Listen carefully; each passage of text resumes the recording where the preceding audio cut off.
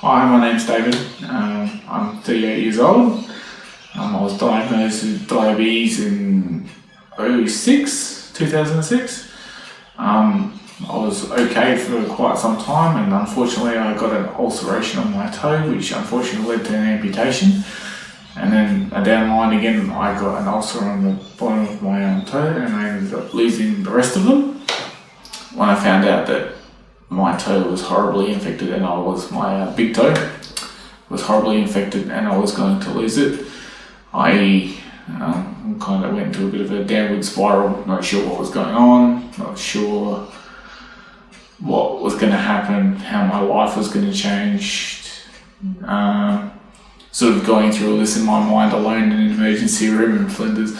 Not sure, but the support was there.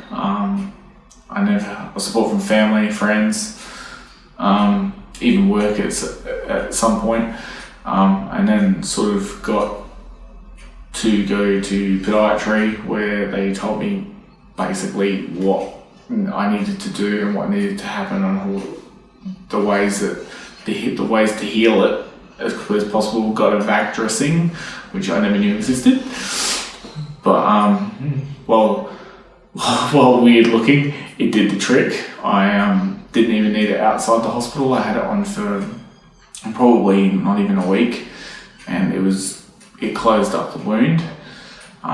From which point, after I got out, I was put into vascular. Vascular then sorted me out where I met the first podiatrist. She told me basically what I needed to do to keep myself healthy. I recovered really, really well. And then unfortunately, because I had neuropathy in my foot, which I got diagnosed with, which I didn't know existed again, I didn't feel an ulcer happening underneath my foot when I put on some new shoes to work. And unfortunately, because of it, I lost the other 4 toes, which changed my life completely, because I didn't even know if I could go back and do my job. It was a pretty dark time at the time. I wasn't sure. I just started a new job. I was literally still in my probationary period, but they kept me. I had nothing but support from friends and family, and podiatry came to me and said, look, there's still plenty of life in you, so don't head down that road. I wasn't in a very, very good place, and they helped me out. And then once I was healed, it took a long time. Again, another vac dressing, but it seemed to close up, and to be honest, the surgeon who took the toes said that I would probably walk better without them, which is actually quite really true, as weird as it seems.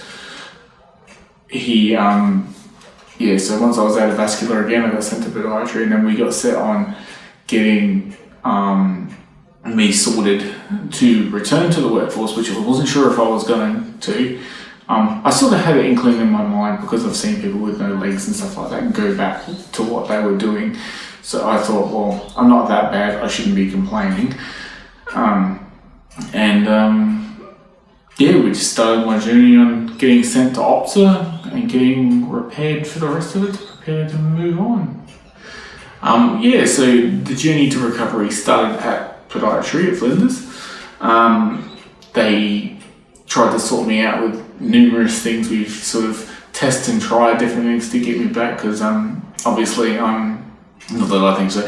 I was quite young at the time to lose that many toes, and it was a bit different. Then I got sent to OPSA, which they deal with different devices and orthotics and major amputations. They were really, really good, and I started off with just the prosthetic in front of my my orthotic, which worked to a certain amount of point, but I was still quite weak as far as not feeling where it was. I did fall over. I will fully admit I fell over quite a number of times on my face, which only dented my pride, nothing else.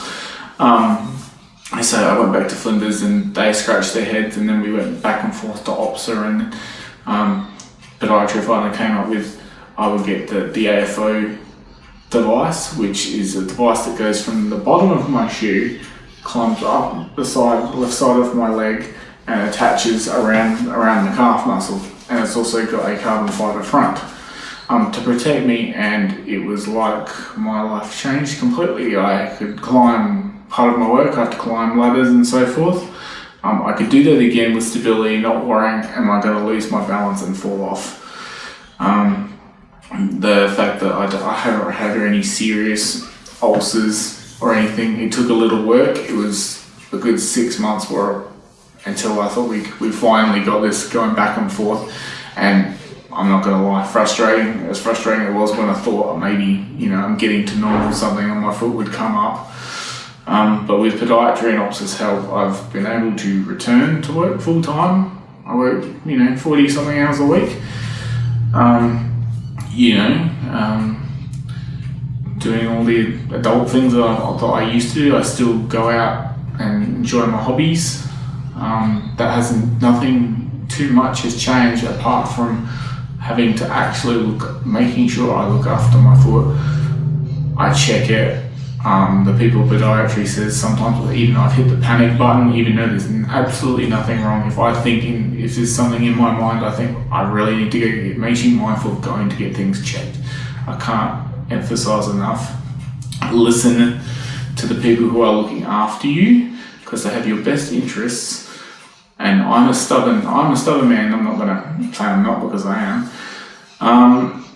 I didn't listen, and I could have got myself in real trouble, but basically I just said, no, just listen to what they're saying. The best interest is hard. It's frustrating, or it's time consuming. You think there's 5 minutes there may take off, 3 or 4 weeks that you have to spend in the hospital because you didn't listen. So I have nothing but, I'm pretty much back to normal like I used to be, and I'm very thankful to podiatry and ulcer and everyone else who's helping me, and still ongoing care. I still get checked every 3 weeks just in case. And the last thing they always say to me as I'm walking out the door is, if there is anything wrong, call us immediately.